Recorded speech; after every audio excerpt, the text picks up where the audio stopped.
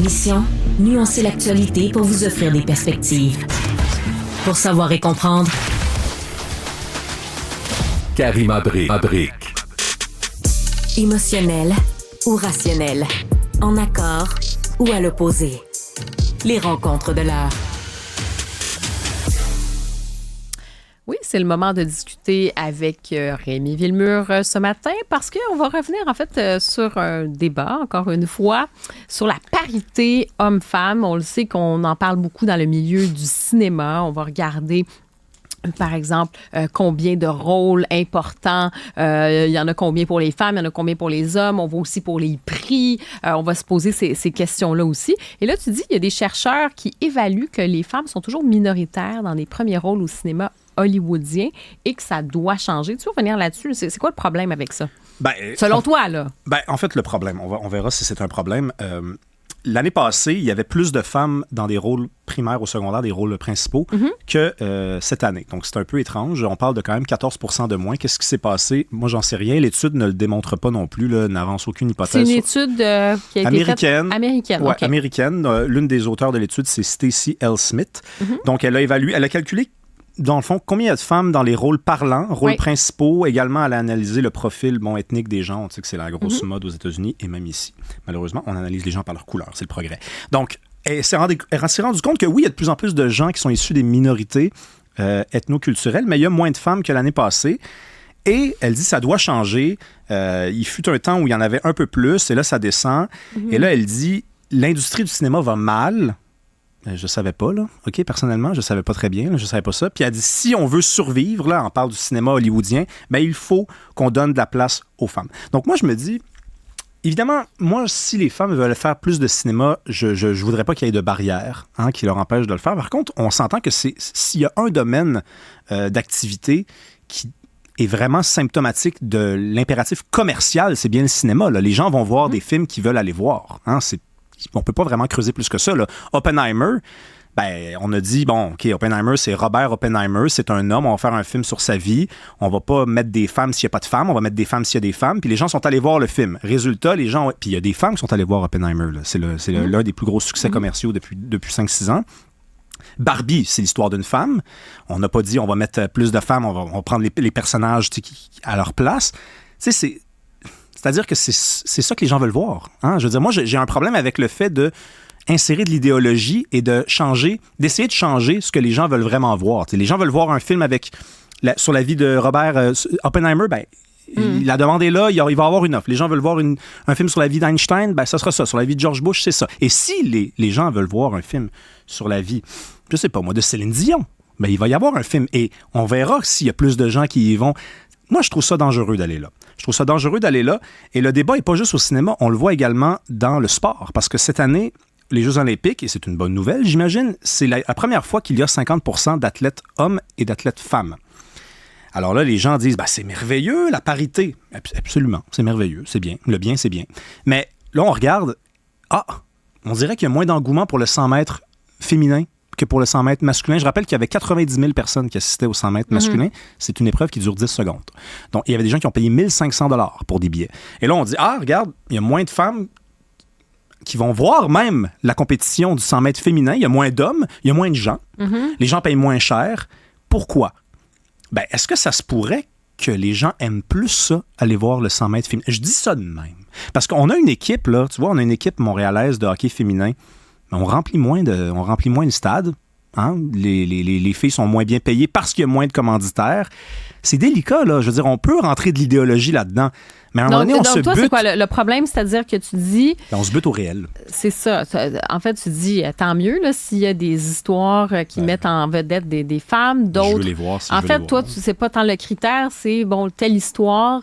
ça présente tel personnage, donc on le fait, mais tu t'inquiètes que c'est quoi? Tu t'inquiètes en fait de l'analyse des goûts un peu de la population, de qu'est-ce qui détermine, qui fait qu'on va aller voir plus Mais qu'est-ce qui arrive quand on se bute au réel? Certains films? C'est ça mon inquiétude, c'est qu'est-ce qui arrive quand on se bute au réel? C'est-à-dire qu'on part d'une bonne intention. Ça prend 50% d'athlètes féminines, 50% d'athlètes masculins. Parfait. Et là, on arrive à l'autre niveau d'analyse, c'est mais on dirait que même s'il y a 50% d'athlètes féminines, les gens vont moins voir les compétitions féminines. Moi, c'est l'étape supplémentaire qui m'inquiète parce qu'il y a des gens qui sont pas satisfaits de ça, alors que leur revendication depuis des années, c'était la parité. Mais maintenant qu'elle est atteinte, on dirait qu'on veut changer le cerveau des gens. Mais tu penses-tu aussi, mettons, là, si je me fais un peu l'avocate qu'on dit du diable, là, tu penses pas aussi qu'il y a un conditionnement pendant des années? C'est drôle, à un moment donné, j'avais une discussion avec des jeunes, on discutait du tennis. Puis là, il me disait, oui, mais le tennis, quand je vais voir des compétitions de tennis avec des hommes, ça va plus vite, ça frappe plus fort, donc c'est plus intéressant. Je dis, oui, mais comment ça, c'est plus intéressant? C'est comme tu regardes la stratégie du jeu, tu regardes la force, mais il y a plein de critères. Donc, est-ce que c'est pas le fait qu'on nous a habitués de dire, bon, ben, c'est ces critères-là qui sont importants, donc notre regard aussi a changé, alors que si on faisait le marketing un peu différemment, ben peut-être que ça attirerait autant. C'est un point, Karima, mais regarde, par exemple, si on aime le sport parce que ça va vite, parce que ça va fort, parce que c'est robuste, on ne changera pas le fait qu'avec des filles, ça va aller moins vite. Oui, mais le conditionnement. Oui, mais je parle de la même affaire que toi. Oui, mais si on avait mis de l'avant pendant des décennies la stratégie, la force, puis les femmes, je veux dire, ils ont leur force, puis c'est comparatif, justement. Quand tu as deux athlètes, deux joueuses de tennis qui vont jouer, bien, je veux dire, on y va avec en fonction des critères, justement, là, des femmes, des compétitions féminines. Donc, tu vois un peu ce que je veux dire aussi. Donc, il n'y a pas ce conditionnement-là. Puis même chose pour, tu sais, tu regardes les séries, tu me parles du cinéma. Si tu regardes des séries qui sont extrêmement populaires dans les habitudes de consommation, il y a beaucoup de séries qui sont écoutées par des femmes majoritairement. Là, souvent, c'est ça. Et ça fonctionne quand même très bien. Est-ce qu'on ne peut pas dire aussi qu'il y avait un retard à l'allumage? C'est-à-dire que c'était, dominé par des hommes. Donc, forcément, les histoires qui étaient peut-être plus en fonction de leur réalité. Je sais pas. Mais regarde, c'est un bon exemple. La télévision au Québec, on le sait que ce sont majoritairement des femmes qui regardent les séries. Et il fut un temps où il y avait plus d'hommes à l'écran. Et les femmes étaient quand même au rendez-vous. Donc, où était la nécessité de mettre plus de femmes si les femmes étaient déjà satisfaites et déjà, mais au rendez-vous, mais dans l'ordre de millions, là, à tous les soirs. Donc, moi, c'est là que j'ai un problème. Tu sais, il y a quelques années, j'avais eu une discussion sur le tennis, qui est un sport que j'aime beaucoup. Puis on me disait, la première au monde, elle est aussi bonne que le premier au monde. Eh bien, il se trouve que il fut un temps, là, ça se fait plus aujourd'hui, tu peux plus faire ça. Il y avait ce qu'on appelait le Battle of Sex. Donc, on prenait le meilleur joueur de tennis dans la catégorie des femmes et on l'opposait. Écoute, Serena Williams et Venus Williams en 98, c'était les meilleurs joueurs au monde. Elles ont affronté, meilleures joueuses au monde, le 203e, un Allemand. Elles ont perdu en 3-7. Donc, clac, clac, clac. Et le gars, et je sais, c'est un petit peu chien, ce que je veux dire, mais c'est vrai, il fumait des cigarettes et il buvait de la bière entre les points. Donc, en fait, mon point, c'est pas que les femmes sont pas bonnes. Pas du tout. Mais c'est que si tu veux aller voir un maudit bon match de tennis puis que t'aimes la vitesse, t'aimes la robustesse, t'aimes l'intensité, c'est sûr que tu vas en avoir plus pour ton argent si tu vas avoir un match de gars. C'est sûr, là, à 100%. OK? Donc, moi, puis en passant, dans la tête d'une fille aussi, si les filles pensaient pas comme moi, ben, je veux dire, les joueuses de hockey professionnels gagneraient des millions. Là. OK? C'est aussi simple que ça. Là. On appelle ça la loi du marché. Il y a 4 milliards de femmes dans le monde. Il y a un mélange. Il y a la loi du marché, mais il y a aussi, c'est-à-dire notre habitude. Il y a ça aussi, une espèce de consommation. On est habitué de voir telle chose, donc on est rassuré. Il y a ça aussi, là, c'est d'être tout simplement rassuré parce qu'on connaît déjà, quelque part. Non, je comprends, sauf que c'est quoi la solution, par exemple? T'sais, moi, j'ai vraiment suivi l'implantation de cette équipe-là de hockey, puis on disait, c'est chiant, ils ne gagnent pas des millions par année, ils ne remplissent pas le Centre Bell tous les soirs, mais pourtant, il y a 4 milliards de femmes sur la Terre. Là. Il y en a même plus que ça. Je veux dire, il y a un marché. Si les femmes aiment le hockey féminin plus que le hockey masculin, on le saurait. On va le savoir dans les prochaines années. C'est récent, là, quand même. Regarde l'équipe, là, tu regardes le Canadien de Montréal, puis l'équipe qui était installée depuis toujours, là. Non, mais les femmes jouent au hockey depuis des années. Là. Oui, tout à fait. Mais dans la compétition, c'est vrai que c'était pas la norme. Non, mais l'équipe de hockey féminin est récente. Mais du hockey féminin, moi, je veux dire, depuis que je suis tout petit que j'en vois, je veux dire, si ça vient juste d'arriver, c'est parce que il y a une raison à ça. T'sais, moi, mon problème, c'est l'idéologie. Quand elle se bute au réel, on dirait que l'idéologie est têtue et se dit, je vais changer le réel. Attention! Attention. où je m'entends avec toi sur un point, c'est quand, effectivement, quand on va mettre un peu d'idéologie partout, ça peut devenir problématique de faire fi du réel. Cela étant dit, il faut aussi penser que le réel, des fois, est connecté. Si on je veux dire, on n'investit pas dans la compétition, justement, le hockey, puis qu'il n'y a pas des équipes de... Pour les jeunes filles, mettons, tu veux jouer au hockey, là, quand tu as 7 ans, 8 ans, tu veux jouer... ça va pas de soi, hein. Souvent, on va aller faire, la compétition de... J'ai pas de problème, là, tu peux aller faire du ballet ou whatever, là, tu sais. Il n'y a aucun souci, mais il n'y a pas nécessairement... Cette voie-là est moins balisée, tu vois un peu. Tu as raison, Karima. Mais quand même ça. Alors là, il faut qu'on s'entende sur le point où on ne va pas au-devant. C'est-à-dire, quand est-ce qu'on s'arrête? Oui. Parce que, tu regardes, là, maintenant, il y a 50% d'athlètes féminines, 50% d'athlètes masculins. Qu'est-ce qu'on fait maintenant, puisque la demande là, qui vient de s'ajouter, c'est qu'il faudrait qu'il y ait un engouement égal. Qu'est-ce qu'on fait? Oui, c'est ça. Toi, tu parles d'une chose, la parité, mais après ça, j'ai rien contre la parité. D'exiger la même chose, le même enthousiasme. J'ai absolument rien contre la parité. C'est plus triste qu'autre chose de dire qu'il y a moins d'enthousiasme dans certains cas. C'est plus plate. Mais la vie, parfois, c'est bien oui, déprimant. Oui, mais quand même. Ouais. Enfin. C'est ça que je te dis. Moi, je pense qu'à un moment donné... En plus, c'est ça qui frustre les gens. Je sais pas si tu as remarqué, les gens qui sont pas forcément à gauche, qui sont à droite, le monde bien ordinaire, des fois, ils se disent, là, j'ai l'impression qu'on me gave, là, qu'on me rentre quelque chose dans la bouche. On n'en veut pas de ça. Hein? On n'en veut pas. Puis d'ailleurs, souvent, on regarde les chiffres. Les films très, très, très woke d'Hollywood, là, ils sont boudés dans les salles de cinéma. Les gens vont pas voir ça. Ils ont l'impression de se faire engueuler. Donc, c'est pas pour ça que tu t'en vas au cinéma. Tu t'en vas au cinéma pour passer du bon temps. Parce que la vie, c'est pas toujours facile. Non, tu vas pas au cinéma pour te faire un cours de morale permanent. Ouais. Puis d'ailleurs, quand l'art devient trop balisé, c'est-à-dire quand l'art devient purement idéologique, dans le sens que, oui, c'est un message, mais les artistes, justement, on aime quand ça nous brasse, quand ça vient mettre, justement, des points, là, ils vont cibler des choses qui peuvent nous choquer dans notre société ou peu importe, ou qui vont nous confronter. Ça, c'est intéressant. Quand on sent qu'on veut nous faire passer juste la pilule, si tu veux, d'une espèce d'idéologie dominante, à un moment donné, les gens décrochent aussi. Il y a ça aussi là, qui est quand même assez désagréable. Parlons de politique québécoise. Frédéric Beauchemin qui annonce ses couleurs. Bon, on a parlé de cette fameuse course au Parti libéral du Québec, qui n'est pas nécessairement la plus enlevante en ce moment. Ça viendra probablement. Mais pour l'instant, il était question de Denis Coderre, on a entendu parler évidemment.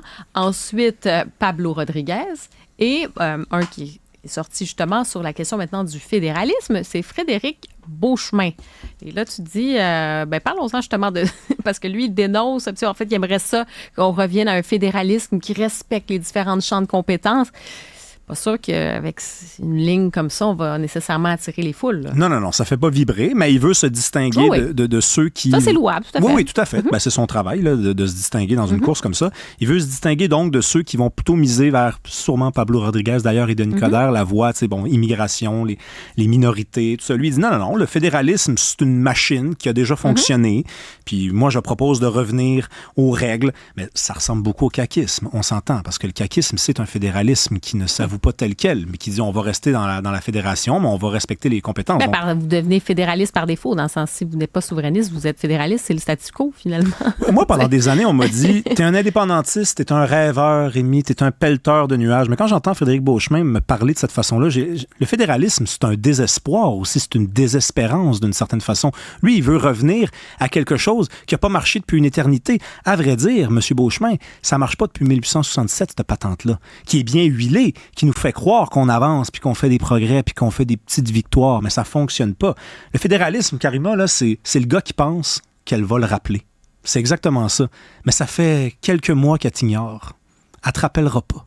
Elle passe à autre chose. Donc, il reste autre chose. Il reste, de changer ton fusil d'épaule, d'essayer de regarder un peu ailleurs. Regarde, il y a une autre fille là-bas, il y a un autre gars là-bas. Ça s'appelle faire l'indépendance. Évidemment, je ne m'attends pas à ça de la bouche de M. Beauchemin, mais il va falloir qu'on lui dise... Là, tu risques d'être un rêveur, par exemple. Absolument, oui. Mais je l'assume tel quel. Hein? Mais j'ai de l'espoir. Mais si t'attends ça après lui... Non, mais je pense qu'il va falloir qu'on lui dise quand même, qu'on lui rappelle à la fois du côté du PQ, à la fois de la CAQ, ça ne fonctionne pas, cette affaire-là. C'est quoi votre référent, M. Beauchemin? Quand est-ce que ça fonctionnait? Quand est-ce que les Québécois étaient satisfaits de ça?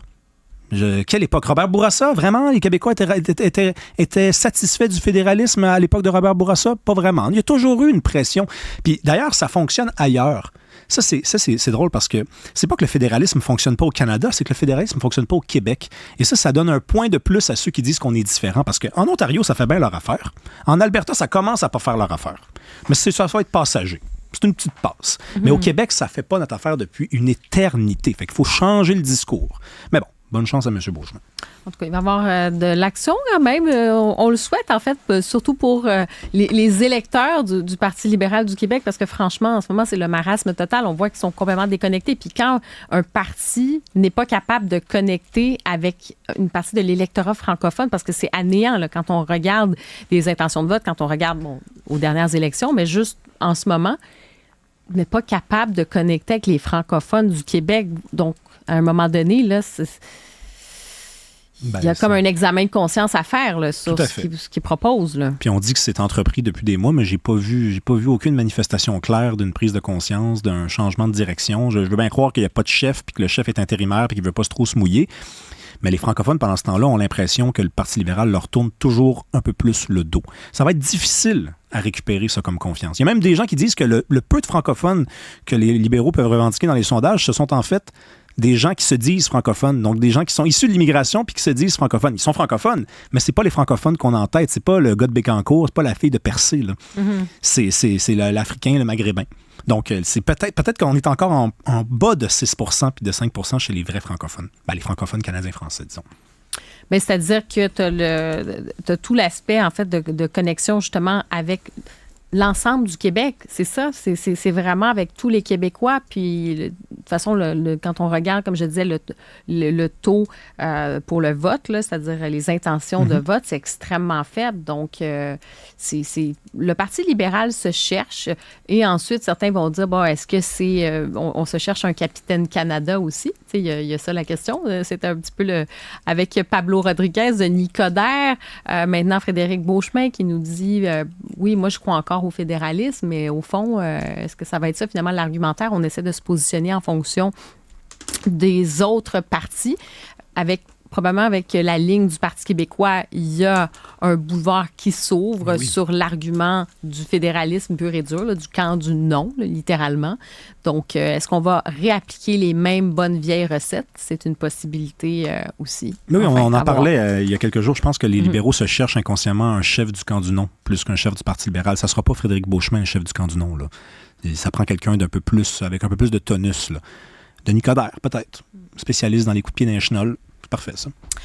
Rémi Villemur, on se reparle demain. Bye bye. Salut.